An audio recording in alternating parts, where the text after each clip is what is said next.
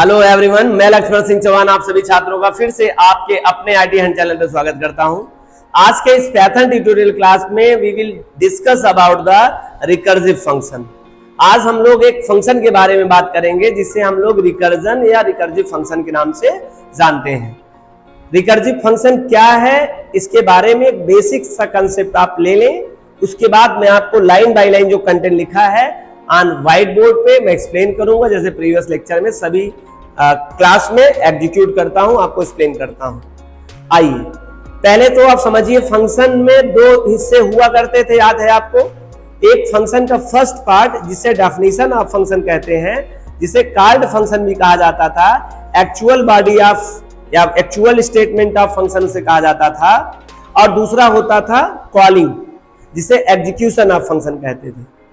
आप समझिए, जब दोनों पार्ट एक में एक्सप्लेन हो जाए, समझिएगा मेरी बात को, जब कॉलिंग और कॉल्ड दोनों एक में आ जाएं तो हम ऐसे फंक्शन को या इस तरह के कंसेप्ट को बोलेंगे रिकर्सिव फंक्शन। फिर से मेरी बात ध्यान सुनिए, मैं क्या कह रहा हूं। पहले आप क्या करते थे, नॉर्मल साधारण फंक्शन कैसे बनाते थे? जनरल फंक्शन बनाने के लिए हम लोग फंक्शन एक डिक्लेयर करते थे, डिफाइंड करते थे, और उसके बाद बाहर जाकर उसको कॉल कर लेते थे और वो एग्जीक्यूट हो जाता था। अब हमें अपने इस डेफिनेशन या डिफाइंड फंक्शन को कॉल करने के लिए बाहर जाने की जरूरत नहीं है, खुद वहीं पर कॉल कर लें। उसे हम लोग क्या कहेंगे? उसे हम लोग कहेंगे रिकर्सिव फंक्शन। ठीक है, फिर से मैं एक कंसेप्ट कर दूं, जैसे कि कार्तिक कॉलिंग कार्तिक, एक लाइन है, समझिए। कार्तिक ने कार्तिक को ही पुकारा। सामान्यतः ऐसा होता नहीं है कि आपका नाम रमेश है, आपका नाम प्रिया है और प्रिया ने प्रिया को ही पुकारा हो, प्रिया कम ही है, ऐसा मोस्टली होता नहीं है। लेकिन याद रखना, अगर इस तरह का काम कभी हुआ तो इसे रिकर्सिव कॉलिंग कहते हैं। खुद की बॉडी खुद को कॉल करे तो इसे रिकर्सिव कहते हैं। मोस्टली ऐसा होता नहीं है, किसी के बॉडी नेम को कोई दूसरा कॉल करता है बाहर से, वो अपने आप को कॉल नहीं करता है। हालांकि मैंने आपको एग्जाम्पल समझाने के लिए नाना प्रकार से एग्जाम्पल देने की बात कर रहा हूं, जिससे आपको ये बात समझ में आ जाए कि अगर आप अपने आप को ही कॉल करें तो रिकर्सिव कॉलिंग है। अगर कोई डेफिनेशन फंक्शन है उसको बाहर से ना जाके कॉल करना, उसी बॉडी ऑफ फंक्शन में ही कॉल कर लेना, सेल्फ वो कॉल कर ले, तो उसे हम लोग क्या कहते हैं? Recursive function. आइए हम एक्सप्लेन करते हैं जो कंटेंट लिखा हुआ है regarding to recursive function.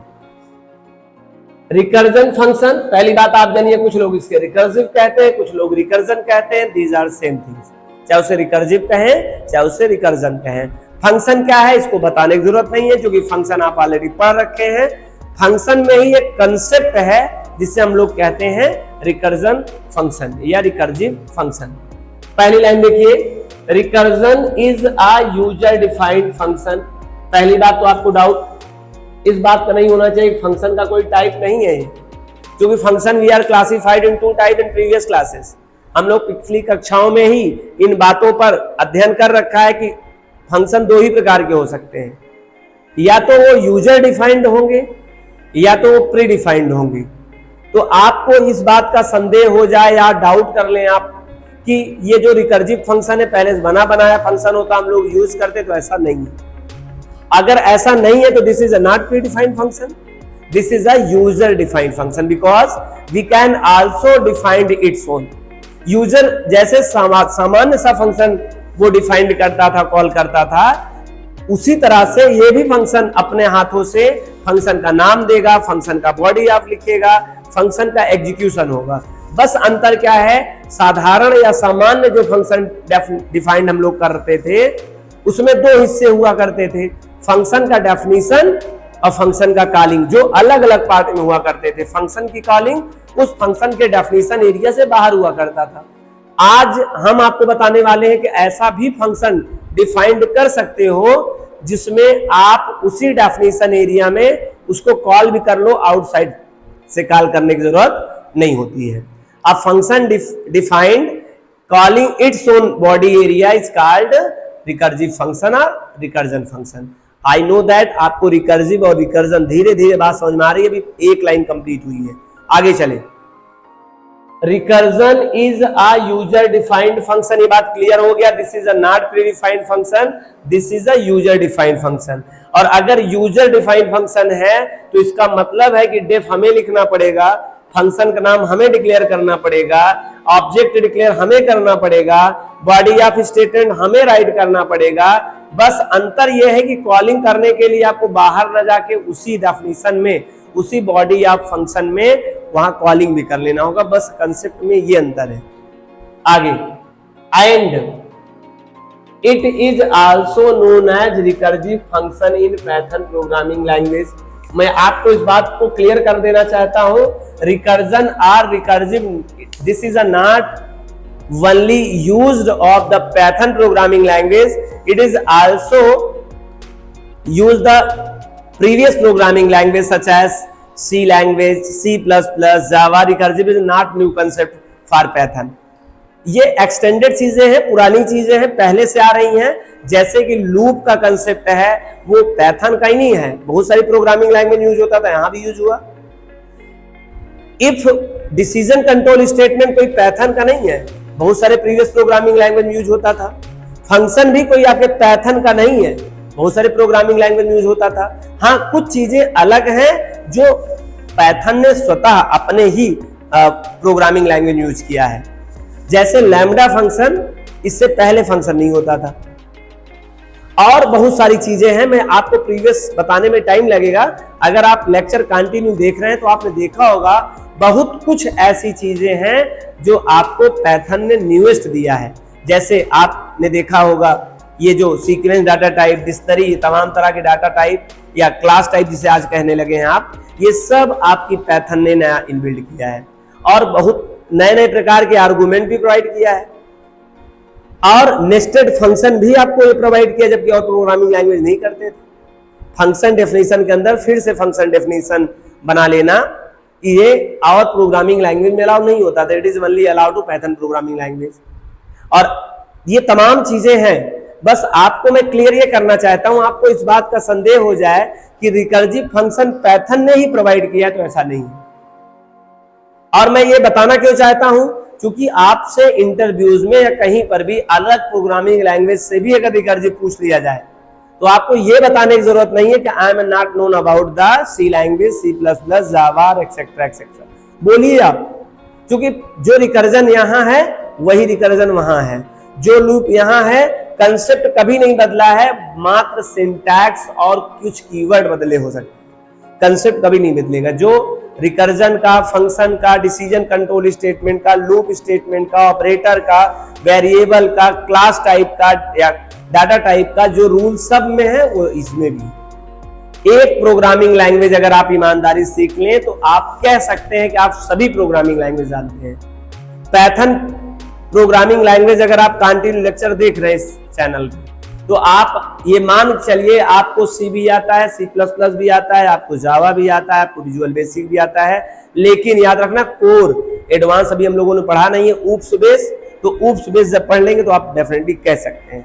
Concept same रहेगा, कुछ थ्योरम बदल जाएगा, कंसेप्ट में कोई अंतर नहीं रहेगा। चलें, ये लाइन आपको समझ में आया। दो बात बताई गई, रिकर्जन यूजर डिफाइंड फंक्शन है, संदेह नहीं करना, प्रीडिफाइंड नहीं है। दूसरी बात, इसे रिकर्सिव भी कहते हैं, चाहे रिकर्जन कहिए चाहे इसको रिकर्सिव कहिए, ठीक। और ये कोई पाइथन प्रोग्रामिंग लैंग्वेज में ही नहीं यूज होता है, लेकिन पाइथन प्रोग्रामिंग लैंग्वेज मैंने काफी दिन हुआ था लिखे हुए, इसलिए लिख के रिकॉल कर दिया कि याद रहे पाइथन एक प्रोग्रामिंग लैंग्वेज पढ़ रहे हैं आप। आगे आई होप आपको ये जानने की जरूरत नहीं पड़ेगी, आपने कई अच्छे क्लासेस में इस बातों को बहुत अच्छे समझ रखा है, तो आपको डाउट तो होगा ही नहीं कि आप कोई बंदा आए और पूछे सर क्या यह पाइथन प्रोग्रामिंग लैंग्वेज है। ये तो बहुत पास्ट की बात हो गई है और बहुत कुछ सीख गए हैं आप, ये तो बड़ी फंडामेंटल बात हो गई। इट इज अ प्रोसेस, पहली बात समझिएगा, कोई टाइप वाइप नहीं है, लेकिन एक प्रक्रिया है, प्रोसेस है। विच अ फंक्शन कॉल इटसेल्फ, बस यही मजेदार चीज है। अपने फंक्शन को ही इनसाइड ऑफ एरिया में वही फंक्शन से कॉल कर देना, ये एक प्रोसेस है। सुनिए, इट इज अ प्रोसेस, यह एक प्रक्रिया है इन विच अ फंक्शन कॉल इटसेल्फ, मतलब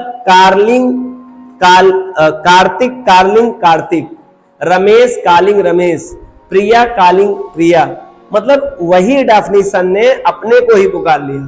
फंक्शन डेफिनेशन के अंदर हम लोग अभी थे ही, बाहर निकले भी नहीं थे, और उसी में क्या कर लिया गया, आपको पुकार लिया गया। ठीक, इस तरह के कंसेप्ट को हम लोग कहते हैं कि यह एक प्रोसेस है फंक्शन का, क्रिएशन का, यूजर डिफाइंड का। लेकिन इस तरह का यदि आपने कोई फंक्शन डिफाइंड किया तो उसका नेचर हो जाएगा रिकर्सिव फंक्शन। आगे, it is a process in which a function call itself directly और इनडायरेक्टली, चाहे आप डायरेक्टली पुकारो चाहे इनडायरेक्टली पुकारो। आप डायरेक्टली और इनडायरेक्टली का मतलब समझते हैं, जैसे i is equal to 5, i is equal to 5, this is a directly 5, this is a indirectly 5। अब चाहे a को यूज करोगे फिर भी 5 मिलेगा, और a ना यूज करके डायरेक्ट 5 यूज करो तब भी यूज करेगा। 5 इज अ डायरेक्टली, 5 आपने डायरेक्ट दे दिया, और a क्या है, a इनडायरेक्टली 5 ही है।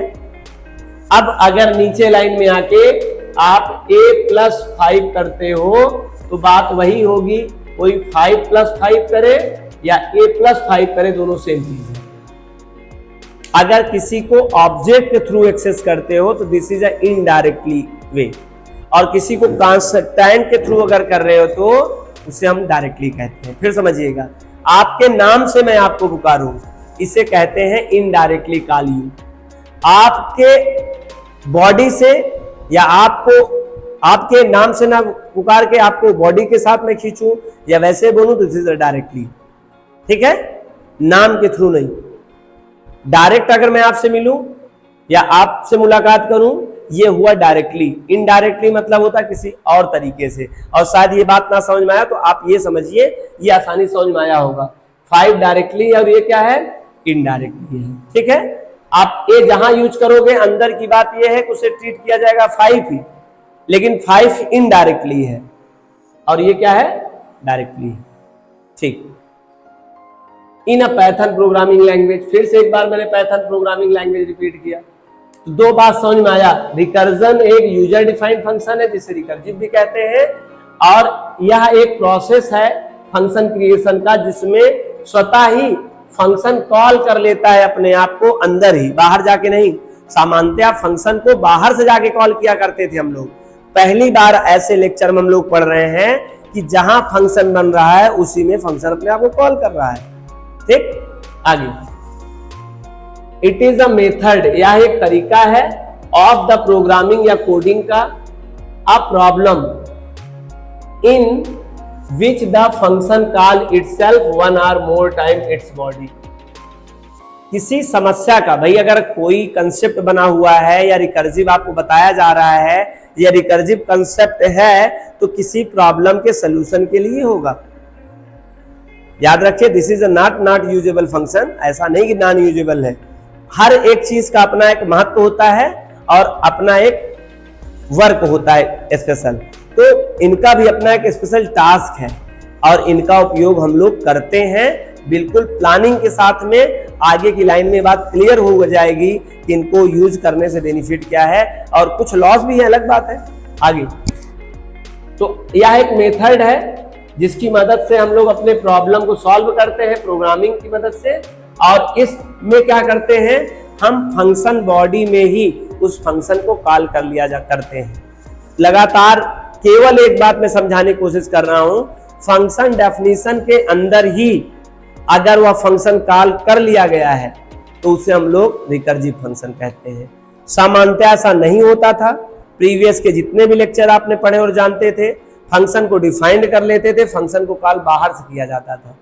लेकिन यहां क्या किया जाएगा, यहां फंक्शन के डेफिनेशन पार्ट में ही उसी फंक्शन को कॉल कर लिया जाएगा inside of the area of function definition block. आगे, it calls always leads to an infinite loop। याद रखें, इनफाइनाइट लूप आपको याद आ गया।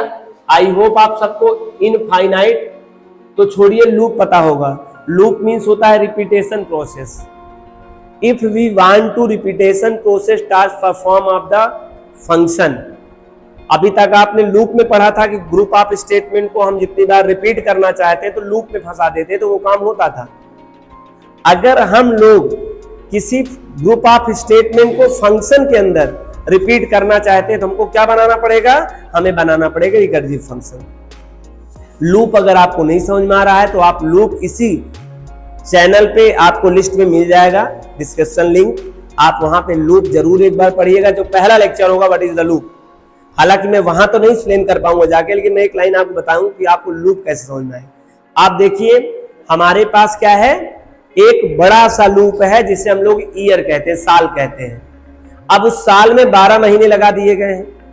जनवरी आता है, फरवरी आता है, मार्च आएगा, अप्रैल आएगा, मई आएगा, जून आएगा, ऐसे एट्स 12 मंथ जब हो जाता है फिर से जनवरी शुरू हो जाती है, फिर दिसंबर तक जाएगा, फिर जनवरी शुरू हो जाएगी। This is a process is called looping, और this is a process called infinite loop, जो कि कभी भी जनवरी जब आता है तो दिसंबर तक जाता है, दिसंबर के बाद फिर जनवरी आ जाता है। कभी आज तक बंद हुआ?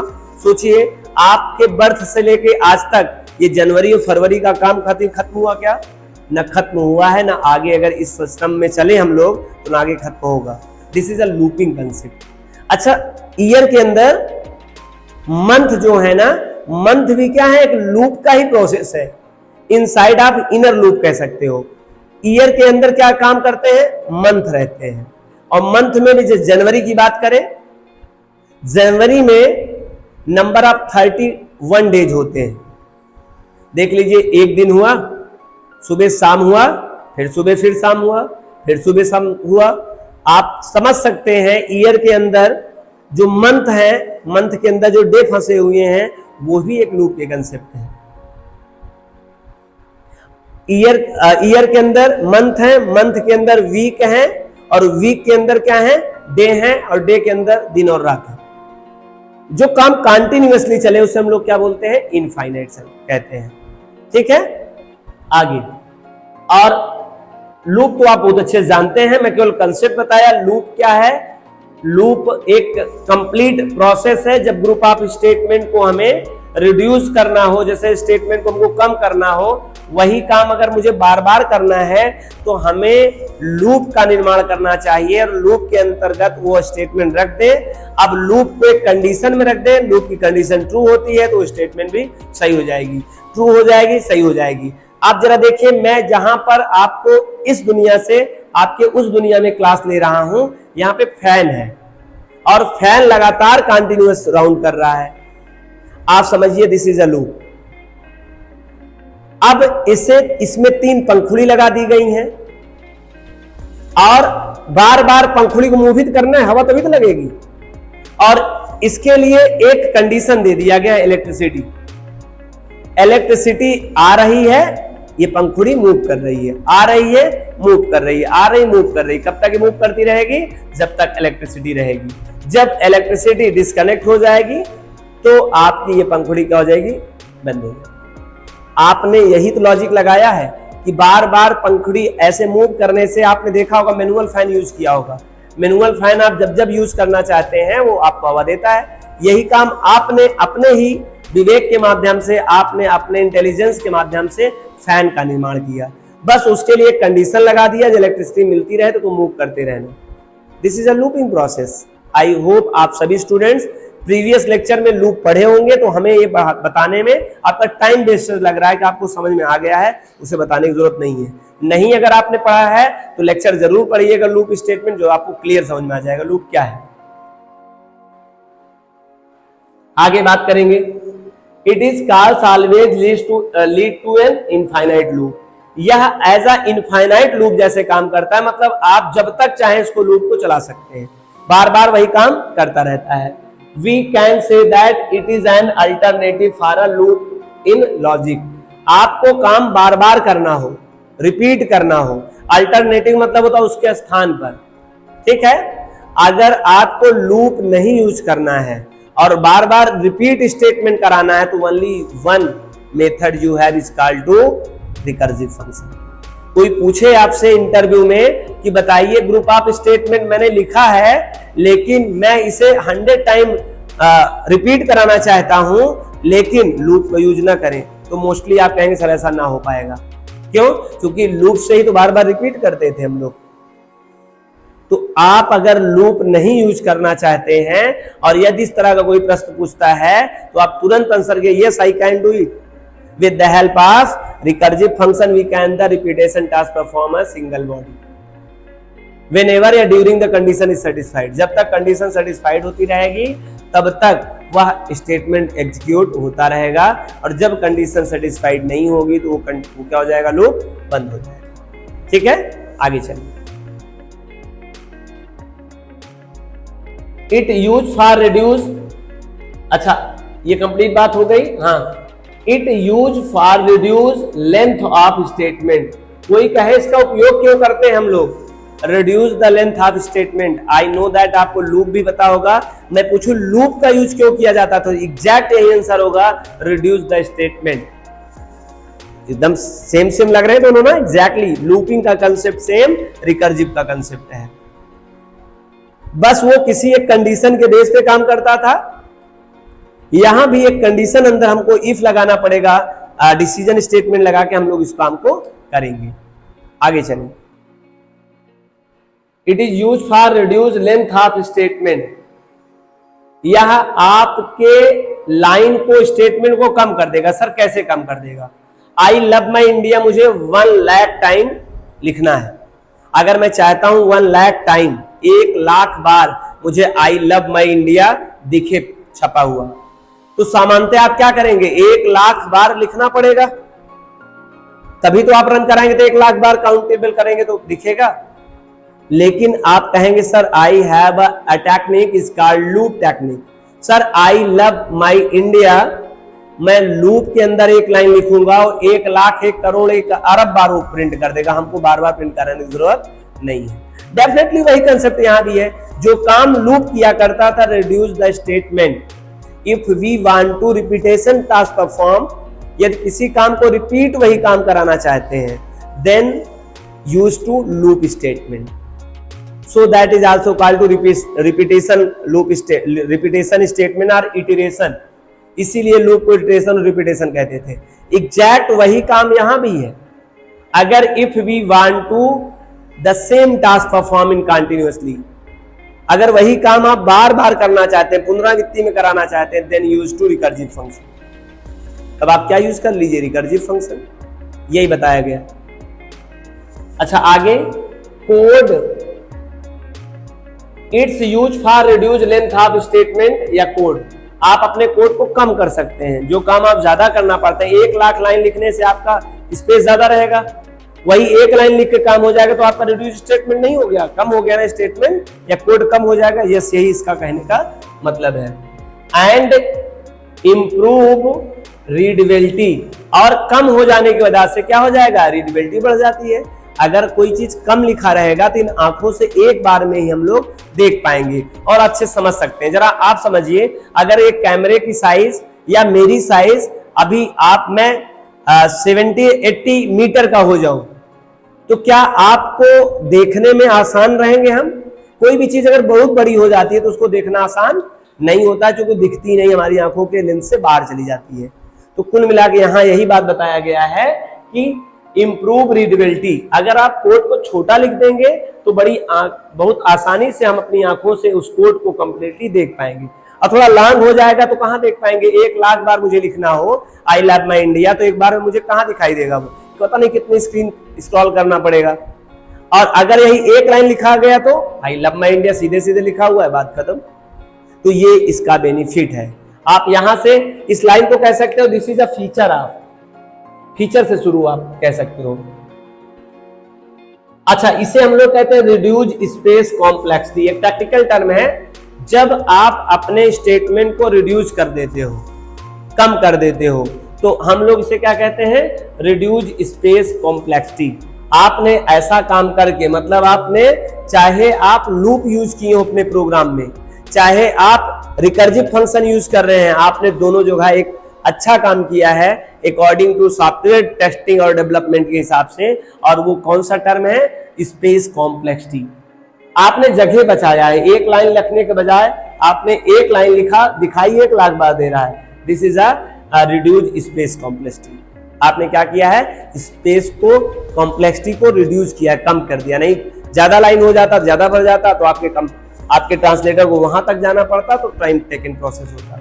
आई होप आपको स्पेस कॉम्प्लेक्सिटी का मतलब समझ में आ गया। यदि हम अपने कोड को कम से कम में लिखें तो उससे हम लोग कह सकते हैं कि आपने अपने कोड में रिड्यूस माने कम कर दिया, किसको? स्पेस को, कॉम्प्लेक्सिटी माने प्रॉब्लम को। किसी भी सॉफ्टवेयर डेवलपमेंट में 2 कॉम्प्लेक्सिटी, बहुत मेजर कॉम्प्लेक्सिटी होती हैं। पहला स्पेस कॉम्प्लेक्सिटी, दूसरा एग्जीक्यूशन कॉम्प्लेक्सिटी, टाइम कॉम्प्लेक्सिटी। तो ये क्या किया? ये स्पेस कॉम्प्लेक्सिटी है। हालांकि इसके पास टाइम कॉम्प्लेक्सिटी का फीचर भी है, लेकिन नेक्स्ट लाइन में देखेंगे। आपको समझ में आ गया है रिड्यूस स्पेस कॉम्प्लेक्सिटी? आगे चलें। It's add clearly and reduce the time needed to write. आपको समय कम लगेगा। आप बताइए 1 लाख टाइम लिखना हो, टाइप करना हो I love my India 1 lakh बार, और किसी को 1 बार लिखना हो, 1 लाइन लिखना हो, तो टाइम किसका ज्यादा बचेगा? सीधी सी बात है, 1 लाइन का बचेगा। और ये बचा कौन रहा है? कौन सा कंसेप्ट? रिकर्सिव या तो लूप। इसीलिए बार बार लूप यहां आके रुक जा रहा है, क्योंकि नेचर लूप के जैसा ये काम कर रहा है, बिहेवियर थोड़ा लूप वाला है। और डिबगिंग आसान हो जाएगी। अगर कोड छोटा रहेगा, डिबग क्या होता है? Resolving the problem, resolving the error. हम अपने प्रोग्राम के मिस्टेक को रिमूव कर पाए, हटा पाए, इसी को कहते हैं डिबग। और जब प्रोग्राम में कोई एरर आ जाती है, कोई मिस्टेक होती है, तो उसे हम लोग क्या कहते हैं? Bug. The mistake of the program is called bug, removing of the mistake of program is called debug. I know that आपको बग और डिबग अच्छे समझ में आ गया होगा। तो it's add clarity and reduce the time needed to write. आपको टाइम नीडेड टू राइट कम हो जाता है, लिखने का समय बच जाता है, और जब समय बचेगा तो reduce time complexity. Space complexity memory को रिलैक्स देता है, टाइम कॉम्प्लेक्सिटी सीपीयू को रिलैक्स देता है। और यदि हमने सीपीयू और मेमोरी दोनों पर अच्छे से सोच के काम किया, this is a good program, this is a good software. Software वही बढ़िया जो टाइम कॉम्प्लेक्सिटी को रिड्यूस कर पाए और जो स्पेस कॉम्प्लेक्सिटी को रिड्यूस कर पाए। प्रोग्राम सब बनाते हैं, लेकिन सॉफ्टवेयर उसका चयन किया जाता है और वो रन करता है जो छोटा प्रोग्राम हो और कम समय में एग्जीक्यूट करे। यही लॉजिक है, दिस इज ओनली लॉजिक। आप सॉफ्टवेयर डेवलपमेंट करते हैं, आप भी करते हैं, आप भी करते हैं, एवरीवन सॉफ्टवेयर डेवलपमेंट करते हैं, लेकिन उसी में एक सॉफ्टवेयर डिजाइनर होगा, सॉफ्टवेयर डेवलपमेंट करने वाला होगा, जो टाइम को रिड्यूस करने का काम करता होगा, स्पेस को रिड्यूस करने का काम करता होगा। वही ब्रिलियंट और वही हाईएस्ट या वही सबसे इंटेलिजेंस या वही सक्सेसर सॉफ्टवेयर इंजीनियर कहलाएगा या सॉफ्टवेयर डेवलपर कहलाएगा। ठीक है, आगे। It's use for solve complex problem. हम लोग रिकर्जन की मदद से अपने कठिन से कठिन समस्या का समाधान इन वेरी इजीली, बहुत आसानी से कर सकते हैं। Broken down into sub program, किसकी मदद से? हम डिवाइड करके, क्या करके? डिवाइड करके, अपने छोटे छोटे प्रोग्राम में डिवाइड करके हम अपने बड़े कॉम्प्लेक्स टास्क को भी क्या कर सकते हैं? कर सकते हैं छोटा। हालांकि ये फीचर्स रिकर्सिव फंक्शन का ना होकर सभी फंक्शन का है, ध्यान रखना।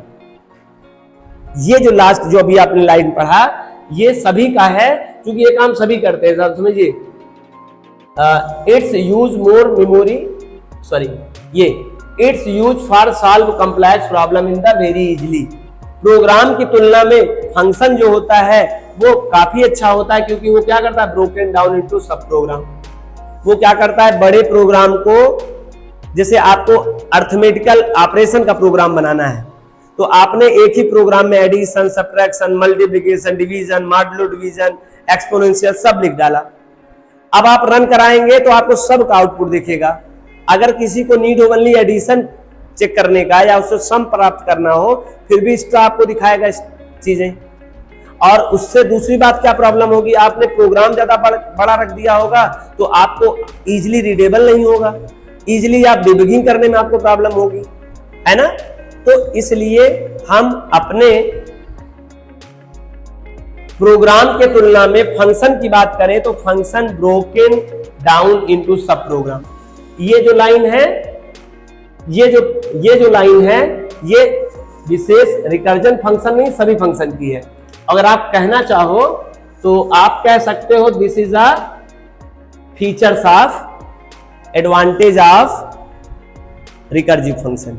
हालांकि ये डेफिनेशन के साथ में है, लेकिन आप अगर कहना चाहो, देखो यहां से आपको लग रहा है कि ये कुछ फीचर्स की बात कर रहे हैं, 1 2 3 4। अगर आपको कोई फीचर्स भी पूछे तो आप ये 4 लाइन एक्सप्लेन कर दीजिएगा, एज अ फीचर भी हो जाएगा और वैसे ये डेफिनेशन के अंतर्गत आता है। आगे चले, आगे it's use more memory during execution then other general function. ये यहां से आप चाहते तो ड्रॉबैक या डिसएडवांटेज भी बता सकते हैं। ये लाइन देखो उसके विरोध कर रही है, उससे थोड़ा सा निगेटिव बात बता रही है, नकारात्मक बात बता रहा है कि देखिए आप अगर रिकर्सिव आप चलाएंगे तो आपके मेमोरी में ज्यादा बर्डन पड़ेगा एग्जीक्यूशन टाइम में, क्योंकि वो राउंडिंग करता है। अब आपका एक्स्ट्रा टेक्निक है, वह कुछ लोअर टू अपर टाइप का क्या करता है, पहले अपना टास्क परफॉर्म करेगा इनर टू आउटर और फिर से पहले आउटर टू इनर फिर इनर टू आउटर। रैपिंग करने वाला प्रोसेस होता है, टेक्निक होता है, रैपिंग टेक्निक का यूज करता है। और रैपिंग टेक्निक तब तक होता रहे, मतलब तब तक आपकी मेमोरी एक्टिवेट होगी जब तक उसका रिजल्ट क्लियर ना आ जाए। तो रैपिंग और अनरैपिंग करने में थोड़ा टाइम लगता है, जिस कारण से आपका जो रैम है वो काफी टाइम तक इंगेज रहता है। तो this is a drawback, we can say that, या we can say that this is the disadvantage of recursive function. देखिए सब में क्रॉस और पांच होते हैं, अगर ये कुछ अच्छाइयां कुछ बुराइयां भी होंगी, लेकिन आप यहाँ चाहो तो ये एक नकारात्मक बातें बताई जा रही हैं रिकर्सिव फंक्शन के regarding. It's manual execution process standing it complex to other function flow execution. अगर मैनुअल एग्जीक्यूशन प्रोसेस स्टडिंग का क्या मतलब हुआ, जिससे हम लोग इतनी बड़ी बात को हम लोग चाहें तो लिख सकते हैं छोटा सा, it's tough to dry run code. थोड़ा सा क्या है, मैनुअली जब आप उसको रन कराएंगे, जो मैंने कहा रैपिंग और अनरैपिंग का कंसेप्ट इसमें होता है, और इसी कारण से मेमोरी पर ज्यादा देर तक कंज्यूम किया रहता है जगह, और इसीलिए ड्रॉबैक के में आता है। तो tough to dry run code, ये ड्राई रन कोड क्या होता है सर बताइए। आपको पता है जब हम लोग अपने प्रोग्राम को लिखते हैं, सोर्स कोड को लिखते हैं, आइडियली पे लिखते हैं या फिर हम लोग अपने कॉपी पे लिखते हैं। चाहे कॉपी पे लिखे चाहे आइडियली पे लिखे, वो आपका सोर्स कोड फाइल होता है। अगर मैं इसको सिस्टम के हवाले ना करूं, मतलब हम इसे सिस्टम को ना काम सौंपूं कि ये इसका एग्जीक्यूशन करे, मैं खुद उसको जिम्मेदारी निभाऊं, मशीन उसका एग्जीक्यूशन न करे, मशीन उसको कुछ न करे, पहले हम मैनुअली टेस्ट करना चाहूं, तो इसी को हम लोग कहते हैं dry run code. If we want to test a code in manually is call to dry run code. नहीं, बहुत सारे बच्चे कन्वर्ट ड्राई रन कोड क्या होता है, हमने कई बार आपको प्रोग्राम ड्राई रन कोड बताया है। अगर आप चैनल में पहली बार हैं तो आप चले जाइए और देखिए first program of the Python. हमने लूप में भी बहुत सारा बताया, और मोस्टली बहुत सारे प्रोग्राम में, प्रत्येक प्रोग्राम में मैं ड्राई रन करके बताता हूँ। ड्राई रन प्रोग्राम मतलब होता है जब मैं कोडिंग लिखता हूँ तो कोडिंग का किस तरह का बिहेवियर है, वो किस तरह का काम कर रहा है, वो वैल्यू कहाँ इंक्रीज हुई, कहाँ डिक्रीज हुई, कहाँ प्रिंट करना है, यही मैनुअली जो टेस्टिंग होती है कोडिंग की, इसी को हम लोग कहते हैं ड्राई रन कोड। तो थोड़ा सा एक और इसमें ड्रॉबैक है, नकारात्मक बातें बताई जा रही हैं रिकर्सिव की, कि साधारण फंक्शन की तुलना में रिकर्सिव फंक्शन को जब आप ड्राई रन करने जाओगे, मैनुअली रन करने जाओगे, एग्जीक्यूशन का फ्लो समझने जाओगे, तो आपके लिए टफ होगा। क्यों? क्योंकि इसमें एक रैपिंग और अनरैपिंग, पहले तो रैपिंग होगा और फिर अनरैपिंग होता है। तो हम रैपिंग और अनरैपिंग के बीच में थोड़ा सा इतना कंसिस्ट नहीं हो पाते हैं कंसंट्रेशन माइंड से, जो मुझे लगता है थोड़ा सा टफ है, लेकिन टफ नहीं है। आगे इन फाइनल टर्म, इतनी बातें बताने के बाद in final term we can say that in simple word, अगर हम इतनी बातें ऊपर की कह चुके हैं, अगर उसी को एकदम सरल एकदम सिंपल भाषा में बताना चाहे व्हाट इज रिकर्सिव, तो बताया गया है inside function definition call its function. अगर फंक्शन डेफिनेशन के अंदर ही वह फंक्शन कॉल कर लिया गया है तो उसे हम लोग रिकर्सिव या रिकर्जन फंक्शन कहते हैं। सामान्यतः ऐसा नहीं हुआ करता था। सामान्यतः जब कोई फंक्शन हम बनाते थे उसका दो पक्ष हुआ करता था, दो स्टेज हुआ करता था, दो फेज हुआ करते थे। फंक्शन का डेफिनेशन अलग हुआ करता था और फंक्शन का एग्जीक्यूशन और कॉलिंग हम लोग बाहर से कॉल करते थे।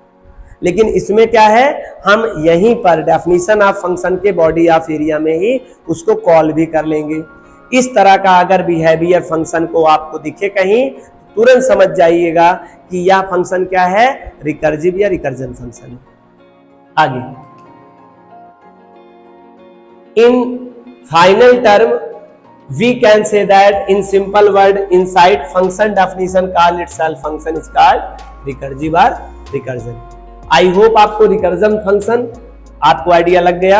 हमने कुछ यहाँ पर डेफिनेशन के साथ में आपको उसके क्रॉन्स और प्रॉन्स भी दिखाया, पक्ष और विपक्ष की बात भी बताया, मतलब सकारात्मक बातें कुछ और नकारात्मक बातें बताया, मतलब डिसएडवांटेज और एडवांटेज की कुछ बातें भी मैंने इसमें एक्सप्लेन कर दिया। आइए एक सिंटैक्स देते हैं, जनरल सिंटैक्स कैसे होता है। तो आप सामान्य फंक्शन जब भी कोई डिफाइंड किए होंगे डेफ कीवर्ड से करते हैं, यहां भी करना होता है, no difference between the def keyword. Def keyword general में भी हम लोग करते थे, डेफ यहां भी यूज करते हैं। फंक्शन का नाम हम लोग साधारण फंक्शन में भी किया करते थे, इस फंक्शन में भी हम लोग नामकरण अपना चूज करेंगे। पैरामीटर वहां भी दिया करते थे, यहां भी पैरामीटर दिया करेंगे। इंडेंटेशन मार्क वहां भी दिया करते थे, यहां भी दिया करते हैं। आप देख रहे हैं हेडर पार्ट, इसे हम लोग कह सकते हैं फंक्शन का। ये जो हेडर पार्ट है, फंक्शन डेफिनेशन में भी दो पार्ट आप कह सकते हो, हेडर पार्ट होता है, दूसरा फुटर पार्ट होता है। ये देखिए, जो बॉडी ऑफ पार्ट होता है उसे हम फुटर पार्ट कह सकते हैं, जो एक लाइन में होता है उसे हेडर पार्ट कहते हैं। तो हेडर पार्ट तो सेम टू सेम है। देखिए, the header part of the recursive function as like of general function is equal, no difference between. अंतर कहां है, आइए चलते हैं। फुटर पार्ट में अंतर है। फुटर पार्ट में बिल्कुल वैसे नहीं होगा जैसे वो वाला था, नॉर्मल सा जनरल फंक्शन हुआ करता था। अब यहाँ पे देखिए, बॉडी ऑफ फंक्शन होगा, एक लाइन का स्टेटमेंट हो सकता है, एक से ज्यादा लाइन का स्टेटमेंट होगा, कहलाएगा बॉडी ऑफ फंक्शन ही। क्यों? क्योंकि ये इससे एसोसिएटेड स्टेटमेंट है, इससे लगे हुए इसके स्टेटमेंट है। और हमने बॉडी ऑफ फंक्शन के अंदर ही देखिए जरा कॉल भी कर ले रहा हूं फंक्शन को, और इसी को कहते हैं calling of function inside of its own body function definition. इसी फंक्शन के बॉडी डेफिनेशन में आप इसको कॉल भी कर रहे हो, जबकि सामान्यतः हम लोग इसको कहां करते थे, इसके बराबर में किया करते थे आके। Inside of own body of function is called recursive function. यही कारण है मात्र रिकर्सिव का, आपके फंक्शन डेफिनेशन के अंदर ही उसी फंक्शन को क्या कर लिया गया है, कॉल कर लिया गया। इसीलिए हम लोग क्या कहते हैं, इसे कहते हैं रिकर्सिव फंक्शन। इसी चीज को एग्जाम्पल में बताया गया, इधर देखिए, डेफ फैक्ट नाम का एक फंक्शन बनाया गया है, यनो नाम का एक पैरामीटर है, और ये इंडेंटेशन मार्क है। तो जो हेडर पार्ट है, इसे देख के बिल्कुल नहीं बताया जा सकता है कि यह रिकर्सिव फंक्शन है कि नहीं है। क्यों? क्योंकि हेडर पार्ट तो सेम टू सेम होता है जैसा नॉर्मल होता है, मैंने सिंटैक्स में बता दिया था। अंतर कहां होता है, अंतर मात्र ये होता है कि बॉडी ऑफ फंक्शन में जाइए, यदि वही फंक्शन कॉल कर लिया गया होगा उसके अंदर ही, तो कहलाएगा रिकर्सिव, अदरवाइज कहलाएगा जनरल फंक्शन। आइए चलते हैं, यहाँ पे इफ लगाया गया है। सामान्यतः हम लोग रिकर्सिव फंक्शन में कंडीशन स्टेटमेंट लगाते हैं, चूंकि इनफाइनाइट हम लोग होता है, याद रखना। यहाँ पे कंडीशन टेस्ट करते नहीं लोग फंक्शन में। कभी भी आपने देखा होगा फंक्शन में हम लोग डेफिनेशन नहीं सेट करते हैं, this is a function, this is a not loop statement और डिसीजन कंट्रोल स्टेटमेंट। तो यहाँ हम कंडीशन तो सद्य ट्रू रहेगी, आपको पता है जब कंडीशन सद्य ट्रू रहेगी मतलब बार बार आपको एंट्री करना है, तो वहां पर आपको बाहर जाने के लिए कोई न कोई लॉजिक लगाना पड़ेगा। क्यों सर, अभी तक तो नहीं कर रहे थे आप, वहां तो नॉर्मल फंक्शन में ऐसा नहीं किया आपने, क्यों? क्योंकि वो अंदर कॉल नहीं होता था, वह बाहर से कॉल होता था, तो उसके लिए जरूरत नहीं थी। लेकिन यह बाहर निकल ही नहीं पाएगा तो फंस जाएगा, अंदर पहुंचेगा फिर उसी कॉल कर लेगा और उससे निकल ही नहीं पाएगा, बाहर नहीं निकल पाएगा, है ना। आगे चलें। इफ यनो डबल इक्वल टू 0, यदि नंबर जो है, पहली बात तो यहां आएगा नहीं, आप सबको पता है डेफ कीवर्ड है। आइए पहले चलते हैं यहां पे। एग्जीक्यूशन तो यहां शुरू होगा, यहां से कभी नहीं शुरू होता है। मैं समझाऊं तो सही प्रॉपर तरीके से समझाऊं। सबसे पहले यहां आया, एक नंबर आपसे मांगा जा रहा है, कीबोर्ड से आपने दिया, सपोज दैट दे दिया आपने 5, मतलब आप 5 वैल्यू का फैक्टोरियल प्राप्त करना चाहते हैं, गुणनखंड। आगे अब यहां पे आप क्या कर रहे हैं? कॉलिंग कर रहे हैं। आप क्या कर रहे हैं? फैक्ट में यनो पास कर रहे हैं और कॉलिंग कर रहे हैं। अब आप यहां से कॉलिंग करेंगे तो यहां फंक्शन पे आ जाएंगे, फैक्ट पे। अब यहां पे आ तो गए लेकिन निकल नहीं पाएंगे, कब तक? जब तक कंडीशन सेटिस्फाइड ना हो। यहां आइए, इफ यनो डबल इक्वल टू 0, क्या यनो की वैल्यू 0 तो नहीं है? नहीं भाई, 5 भेजे हो, यहां पे क्या है? 5 है। क्या 5 और 0 बराबर है? बिल्कुल बराबर नहीं है। नीचे आएंगे, नहीं बराबर नहीं है तो यहां रिटर्न में नहीं जाएंगे, इसके बॉडी आप स्टेटमेंट में एग्जीक्यूट करने नहीं जाएंगे, आएगा डायरेक्ट कहां पे? इल्स में। इल्स में जाने के बाद आपको यनो मतलब 5 मल्टीप्लाई बाई फैक्ट।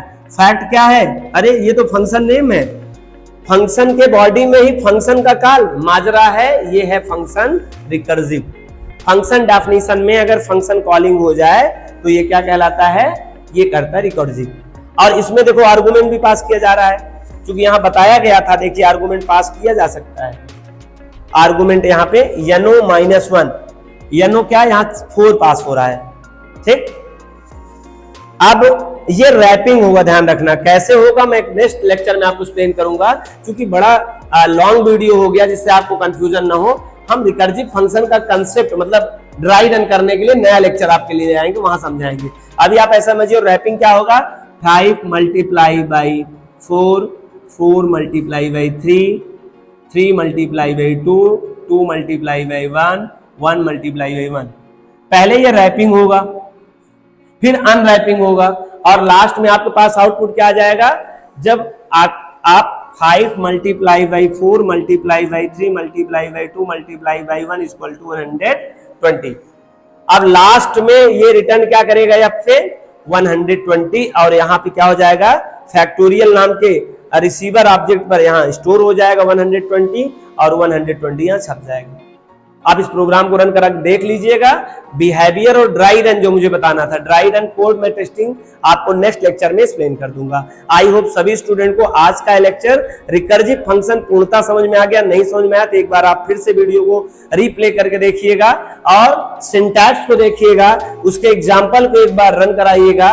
बाकी ड्राई रन करने के लिए नेक्स्ट लेक्चर पे मैं आपको एक्सप्लेन करूंगा। अगर आपको वीडियो पसंद आता है तो वीडियो को लाइक करिए, अगर चैनल पे पहली बार आए तो चैनल को सब्सक्राइब करें, और ज्यादा ज्यादा स्टूडेंट को शेयर करो जिनको रिकर्सिव फंक्शन या पाइथन प्रोग्रामिंग लैंग्वेज में अपने कैरियर बूस्ट करना है। Thank you so much, meet next class.